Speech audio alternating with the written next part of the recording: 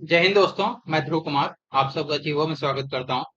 आज हम इस वीडियो में 69th बीपीएससी और बिहार के सभी एग्जाम्स के लिए अब एक सीरीज शुरू करने जा रहे हैं जिसका पार्ट फर्स्ट है ये।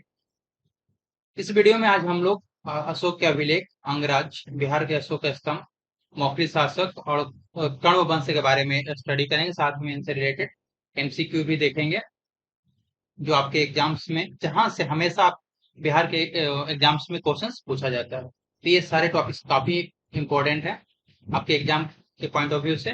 तो फर्स्ट स्टार्ट करते हैं हम लोग फर्स्ट क्वेश्चन के साथ। देखते हैं यहाँ पे कि किस स्तंभ में ऐसा कौन कौन सा स्तंभ है जहां पे अशोक ने स्वयं को, अपने आप को मगध का सम्राट बताया है। वो कौन सा अभिलेख है? ठीक है। ऑप्शंस की बात करें यहाँ पे तो गुर्जरा का लघु स्तंभ, तुमिनदेई स्तंभ, प्रयाग स्तंभ या भाब्रू स्तंभ। ये क्वेश्चन बहुत बार पूछा गया है। बताइए आंसर क्या होगा इसका? आंसर इसका डी, भाब्रू स्तंभ। ठीक है। बात करें यहाँ पे कि जो अशोक के अभिलेख जो हैं उसको तीन भाग में बांटा गया है। कौन कौन सा, कहाँ कहाँ क्वेश्चन है इसका? फर्स्ट देखते हैं। यदि तो बात करें एक है शिलालेख, दूसरा है स्तंभ लेख और तीसरा गुहालेख। गुहा मतलब शिलालेख मतलब कि पत्थर के ऊपर जो अभिलेख लिख दिया गया वो क्या हो गया? शिलालेख हो गया। एक स्तंभ बना करके, एक स्तंभ बना करके उस पे जो अभिलेख लिखा गया वो क्या? स्तंभ लेख हो गया।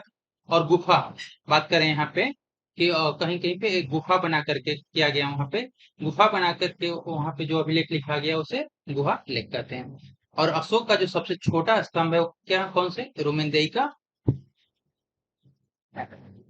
बात करें यहाँ पे कि देखो ये रहा स्तंभ लेख। जो स्तंभ लेख है, एक स्तंभ के ऊपर जो अशोक के द्वारा लिखा गया है वो क्या है? स्तंभ लेख है। यहाँ पे ये शिला पे एक पत्थर के पे लिखा गया वो क्या है? शिलालेख है। और एक आप देख रहे हो यहाँ पे गुफा लेख है। ठीक है। यदि हम मैप की बात करें यहाँ पे तो जो अशोका के समय यदि बात करें हम लोग मेजर रॉक एडिक्स मतलब शिला लेख की बात करें, ये कहाँ कहाँ पे है आप इससे डिनोशन देख सकते हैं यहाँ पे। बात करें यहाँ पे धौली, धौली में क्या है? शिलालेख है अशोक का। जौगाड़ा, ठीक है, एरा गुड़ी, सनाथी, शोपारा, गिरनार, कांधार, ठीक है, और सप्तगढ़ी। बात करें यहाँ पे मैनसेरा, कालसी। तो ये सारे क्या हैं कि इसके शिलालेख हैं जो पत्थरों पे लिखे गए हैं। ठीक है। स्तंभ लेख की बात करें यहाँ पे, पिलर एडिक्ट्स की बात करें, स्तंभ लेख की बात करें यहाँ पे तो आप देख सकते हो अमरावती में है। लौरिया अरारेच जो है, रामपुरवा, लौरिया, नंदनगंज, ये जो तीनों हैं कहाँ पे? बिहार में स्थित हैं। ठीक है। यहाँ से क्वेश्चन पूछा जाता है। लुम्बिनी हो गया, कौशाम्बी हो गया उत्तर प्रदेश, ठीक है, मेरठ, दिल्ली टोपड़ा। ठीक है। तो ये सारे जो क्या है कि पिलर एडिक्ट्स हैं, मतलब ये क्या है? स्तंभ लेख हैं। ठीक है। बात करें सम्राट अशोक के बारे में बात करें तो एक किसका उत्तराधिकारी था? तो बिंदुसार का ये उत्तराधिकारी था। ठीक है। और राजगद्दी पे बात करें तो 269 ईसा पूर्व में ये राजगद्दी पे, मगध की राजगद्दी पे बैठा था। ठीक है। और जब ये राजगद्दी पे बैठा था उस समय कहाँ का राज्यपाल था? तो ये अवंती राज्य का राज्यपाल था। अशोक का अशोक नाम किस अभिलेख में मिलता है? तो मास्की और गुर्जरा के अभिलेख में इसका नाम मिलता है। यदि बात करें कि पुराणों में, तो पुराणों में अशोक का नाम क्या था? अशोक वर्धन कहा गया। माता, उनके माता का नाम क्या था? सुभद्रांगी था। बात करें कि अशोक ने कलिंग पर आक्रमण कब किया था? तो कलिंग पर आक्रमण 261 ईसा पूर्व में किया था। कब? अपने राज्याभिषेक की जो अभिषेक किया था उसके 8वें वर्ष में किया था। और उस कलिंग की राजधानी कहाँ थी? वो तोसली या दिसली थी। बात करें कि अशोक ने बौद्ध धर्म की दीक्षा प्राप्त किया था तो किससे प्राप्त किया था? तो उपगुप्त नामक बौद्ध भिक्षु से उसने अशोक ने बौद्ध धर्म का दीक्षा प्राप्त किया था। अशोक ने बराबर की पहाड़ियों का बाहर में 4 गुफाओं का निर्माण कराया था। वो किसके लिए कराया था? तो जो आजीवक संप्रदाय थे उनके रहने के लिए उन्होंने, अशोक ने वहां पर निर्माण कराया था। तो 4 गुफाएं कौन कौन सी हैं? तो बात करें यहाँ पे कर्ण चौपाड़ था, कर्ण चौपाड़, सुदामा और विष्णु झोपड़ी, ये 4 गुफाएं किसके आजीविकों को रहने के लिए उसने बनाया था। यहाँ से भी बीपीएससी और बिहार के एग्जाम्स में क्वेश्चंस पूछा जाता रहा है। ठीक है। बात करें यहाँ पे कि शिलालेख का प्रचलन तो सर्वप्रथम भारत में किसने किया था? तो अशोक ने के द्वारा किया गया। जो शिलालेख पे जो लिपि थी, कौन कौन सी लिपि थी? तो ब्राह्मी लिपि थी, खरोष्टी लिपि थी, ग्रीक लिपि थी और अरमाइक लिपि थी। तो जो खरोष्टी लिपि होता है, यहाँ से भी क्वेश्चन पूछा गया है कि किस उसके कहाँ से कहाँ लिखा जाता, तो दाई ओर से बाई ओर लिखी जाती थी। बात करें यहाँ पे हम लोग के ग्रीक और अरमाइक लिपि, वो कहाँ से हमें साक्ष्य मिले? तो अफगानिस्तान से। खरोष्टी लिपि का जो अभिलेख मिला है कहाँ से? उत्तर पश्चिमी पाकिस्तान से मिला है। और ब्राह्मी लिपि कहाँ पे? भारत में। बात करें यहाँ पे कि अशोक का शिलालेख का खोज के द्वारा किया गया था? तो ये पोर्ट्रेटिव फैनफेलर के द्वारा किया गया था। कब? 1750 में, जिसकी टोटल संख्या कितनी है? 14। ठीक है। यहाँ से शिलालेख से भी क्वेश्चन पूछा जाता है कि किस शिलालेख में किसका वर्णन किया गया है। बात करें यहाँ कि अशोक के अभिलेख को किसने फर्स्ट टाइम पढ़ा था? तो जेम्स प्रिंसन के द्वारा पढ़ा गया था। कब? 1837 ईस्वी। बात करें यहाँ पे कि जहां से क्वेश्चन हमेशा पूछा जा रहा है कि कौन से शिलालेख में किसके बारे में चर्चा की गई है। तो फर्स्ट स्टार्ट करते हैं पहला शिलालेख। पहला शिलालेख में पशु बलि की निंदा की गई है। दूसरे शिलालेख की बात करें तो मनुष्य ने कहा कि मनुष्य और पशु दोनों को चिकित्सा की सुविधा मिलनी चाहिए।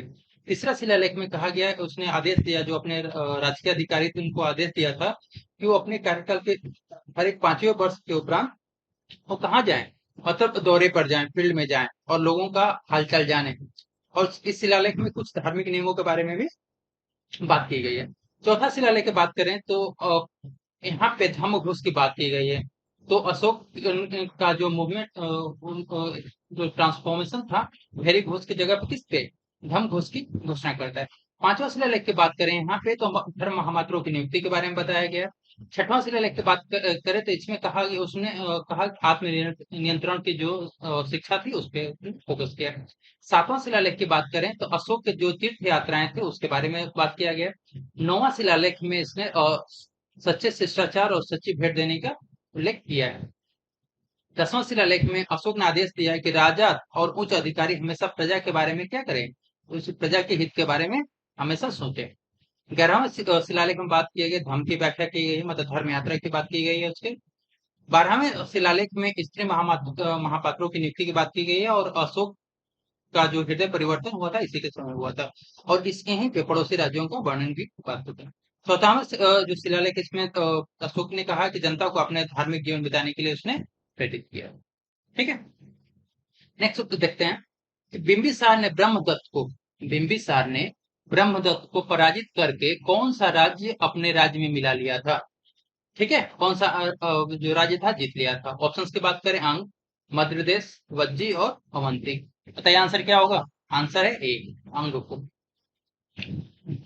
बिंबिसार ने ब्रह्मदत्त को हरा करके कौन सा राज्य, अंग को किसमें मिला लिया था? मगध राज्य में मिला लिया था। और बिंबिसार ने राजगीर का निर्माण करके क्या उसको अपनी राजधानी बनाया था। क्लियर है? बात करें यहाँ पे, आप देख सकते हो यहाँ पे अंग, ये जो है अंग, अंग की राजधानी कहाँ थी? चंपा। ठीक है। और ये मगध की था, ये मगध का कहाँ पे? राजगीर था। तो इसको इसने क्या किया था? मगध साम्राज्य में अंग को क्या मगध साम्राज्य में इसने मिला लिया था। ठीक है। ये सारे महाजनपद हैं, जैसे मत्स्य हो गया, अवंती हो गया, कुरु हो गया, ठीक है, पंचाल हो गया, वत्स हो गया, कोसाला हो गया, मल्ल हो गया, ब्रिज हो गया, काशी हो गया। ठीक है। तो ये सारे क्या थे? अस्मक हो गया। ये सारे महाजनपद थे। टोटल महाजनपद कितने थे? टोटल महाजनपद 16 महाजनपद थे। क्लियर है? बात करें यहाँ पे फ्रेंड्स, यदि तक अभी तक यदि आपने चैनल को सब्सक्राइब नहीं किया तो प्लीज चैनल को सब्सक्राइब कर दीजिए। बात करें यहाँ पे कि अशोक के जो स्तंभ लेख थे वो बिहार में किस जिले से प्राप्त हुए हैं? अशोक के जो स्तंभ लेख थे बिहार के किस जिले से प्राप्त हुए हैं? ऑप्शंस की बात करें यहाँ पे, पटना, वैशाली, चंपारण और नालंदा। बताइए आंसर क्या होगा? आंसर है सी, चंपारण से प्राप्त हुए हैं। कौन कौन से स्तंभ लेख हैं बिहार में? बात करें तो जो अशोक के स्तंभ लेख हैं उनकी टोटल संख्या कितनी है? 7 हैं, जो अलग क्षेत्र अलग अलग जगहों पे मिले हैं। ठीक है। यदि बात करें हम लोग तो कौन कौन सा है? दिल्ली टोपरा, दिल्ली मेरठ, लौरिया अरारेच, लौरिया नंदनगढ़, रामपुरवा और प्रयागराज। तो यदि बिहार की बात करें तो बिहार के चंपारण जिला में कौन कौन से? लौरिया अरारेच, लौरिया नंदनगढ़ और रामपुरवा का जो स्तंभ लेख है वो कहाँ पे मिला है? बिहार में। आप देख सकते हैं यहाँ पे स्तंभ लेख है उसका। तो ये है लौरिया रारेच, ठीक है, और ये है लौरिया नंदनगढ़। ये कहाँ पे? चंपारण में, पश्चिम चंपारण में। क्लियर है? यहाँ पे देखते हैं कि मौखरी शासक ने किसे परास्त कर मगध के अधिकांश भाग को जीत लिया था। मौखरी शासक ने किसे परास्त करके मगध के अधिकांश भाग को जीत लिया था? ऑप्शंस की बात करें, शंकर गुप्त, दामोदर गुप्त, माधव गुप्त और महासेन गुप्त। बताइए आंसर क्या होगा? आंसर है बी, दामोदर गुप्त। ठीक है, मौखरी शासक ने दामोदर गुप्त को हरा करके मगध के राज्य को अपने राज्य में मिला लिया था। और कुमार गुप्त जो उत्तर गुप्तों का पहला स्वतंत्र शासक था, जिसने अपने को चक्रवर्ती गुप्तों से क्या क्या लिया था? स्वतंत्र कर लेते। अब देखते हैं हम लोग मौखरी शासक के बारे में। तो मौखरी जो ये शासक थे, आप जो ये मैप देख रहे हैं, ये एरिया उनका मौखरी शासकों का था, मौखरी शासक था। और उनकी राजधानी कहाँ थी? तो उनकी राजधानी कहाँ थी? कन्नौज में थी। ठीक है, ठीक। देखते हैं यहाँ पे, बात करें कि जो गुप्त काल में के स्रोतों से पता चलता है कि जो मौखरी शासक थे वो बिहार और उत्तर प्रदेश में बेसिकली इनका ओरिजिन पॉइंट था। और यहाँ पे क्या, जो गुप्त शासक थे उसके सामंत के रूप में कार्य कर रहे थे। ठीक है, बिहार के जो मौखरी शासक के 3 अभिलेख बेसिकली बराबर और नागार्जुनी की जो पहाड़ियां वहां से मिले हैं। ठीक है, और इसके 3 राजाओं के बारे में, जैसे उनका नाम था यज्ञ वर्मा, शार्दुल वर्मा और अनंत वर्मा।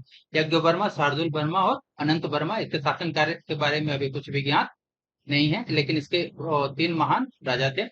बात करें बड़वा यज्ञोप लेख से पता चलता है कि 3वीं शताब्दी में जो मौखरी एक अन्य शाखा कहाँ, राजस्थान में भी शासन करती थी। और ये जो क्या थे, शकों और नागों के सामंत हुआ करते थे। ठीक है, एक मौखरी की एक शाखा उत्तर प्रदेश के कन्नौज में भी शासन करती थी, जो इतिहास में क्या है, सर्वाधिक फेमस है। और बेसिकली जो मौखरी थे उनका उदय कहाँ से हुआ है? मगध साम्राज्य से हुआ है। वहां पे गुप्त सम्राटों के अधीनस्थ क्या थे, वो सामंत का करते थे। जो गुप्त बेसिकली अपने आपस में लड़ते थे, और उसका फायदा उठा करके, उनकी दुर्बलता का फायदा उठा करके जो मौखरी शासक ने एक अपना राज्य को क्या कर लिया, स्वतंत्र राज्य स्थापित कर लिया। और कहाँ अपनी राजधानी बनाई? तो कन्नौज को अपनी राजधानी उसने बना लिया। क्लियर है? ठीक है। बात करें यहाँ पे, क्वेश्चन है कि कण्व वंश की राजधानी कहाँ थी? जो कण्व वंश था उसकी राजधानी कहाँ थी, कहाँ बनाया था? ऑप्शंस की बात करें यहाँ पे, विदिशा, पाटलिपुत्र, तक्षशिला और प्रतिष्ठान। बताइए आंसर क्या होगा? आंसर है बी, पाटलिपुत्र को कण्वों ने अपनी राजधानी बनाई थी। बात करें किसको हरा करके, तो शुंग वंश का एक अंतिम राजा था, देवहूति नाम था। उसकी हत्या करके 1773 ईस्वी पूर्व में वासुदेव ने उसकी हत्या करके क्या, कण्व वंश की स्थापना किया था। और मगध की गद्दी पर बैठ करके उसने कण्व वंश की क्या किया, स्थापना किया। देखते हैं अभी शुंग वंश के बारे में। ठीक है, सॉरी, कण्व वंश के बारे में देखते हैं यहाँ पे।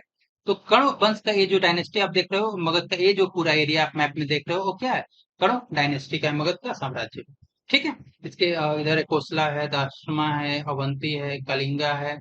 ठीक है, किरत हो गया यहाँ पे। ठीक है, ये सातों ये जो एरिया था, सातवाहनों का एम्पायर था पूरा। ठीक है, तो उस समय जो मैप के अनुसार एक जो कण्व डायनेस्टी है, पूरा ये किसका है? कण्वों का शासन यहाँ पे था। ठीक है, बात करें कि कण्व वंश के इतिहास के बारे में, तो जो कण्व वंश बेसिकली उसका जो इतिहास रहा है, 73 ईसा पूर्व से लेकर के 28 ईसा पूर्व के बाद रहा है। ठीक है, और कब रहा है? शुंगों के बाद शासन के। कण्व वंश की स्थापना किसके द्वारा किया गया था? वासुदेव के द्वारा किया गया था। और बेसिकली वासुदेव कौन था? तो जो शुंग वंश का जो अंतिम शासक देवभूति का, उसका क्या था? मंत्री था। वासुदेव ने देवभूति की हत्या करके उसके सिंहासन को कर लिया। ठीक है, वैदिक इसने क्या है, वैदिक धर्म और सांस्कृतिक संरक्षण को काफी प्रमोट किया था। ठीक है, इससे जो कण्व वंश का साम्राज्य था वो बिहार और पूर्वी उत्तर प्रदेश तक ही सीमित था। ठीक है, और अनेक प्रांतों को अपने आप को वो क्या कर लिया था, स्वतंत्र घोषित कर लिया था। बात करें यहाँ पे कि कण्व वंश का मतलब वासुदेव शासक था, जिसने गोत्र के नाम पे गोत्र का नाम पड़ा। ठीक है, और उसका जो पुत्र था भूमित्र ने उसका क्या उत्तराधिकारी के रूप में ग्रहण किया। ठीक है, बात करें कि भूमिपुत्र जो था वो 14 वर्षों तक शासन किया। और उसने जो पुत्र था नारायण ने भी क्या किया, 12 वर्षों तक शासन किया। और कण्व वंश का जो अंतिम राजा था, क्या नाम था उसका? सुशर्मन नाम था, वो कण्व वंश का अंतिम राजा। तेरह। सो फ्रेंड्स, ये कुछ वेरी इंपॉर्टेंट टॉपिक्स थे जो आपके 69th बीपीएससी बीपीएससी और बिहार के सारे एग्जाम्स के लिए वेरी इंपॉर्टेंट है। इवन बिहार टीचर्स के लिए एग्जाम्स के लिए भी काफी यूजफुल है, जहाँ से मतलब हमेशा इन टॉपिक्स जो ये टॉपिक्स है बीपीएससी का फेवरेट टॉपिक्स रहा है, जहाँ से हमेशा क्वेश्चंस बीपीएससी और बिहार के जितने भी एग्जाम्स हैं वहां से पूछा जा रहा है। तो लगता है ये वीडियो आपके एग्जाम के लिए यूजफुल है, तो प्लीज चैनल को सब्सक्राइब कर दीजिए एंड वीडियो को लाइक कर दीजिए। आपके सक्सेस के लिए very good luck. Thank you.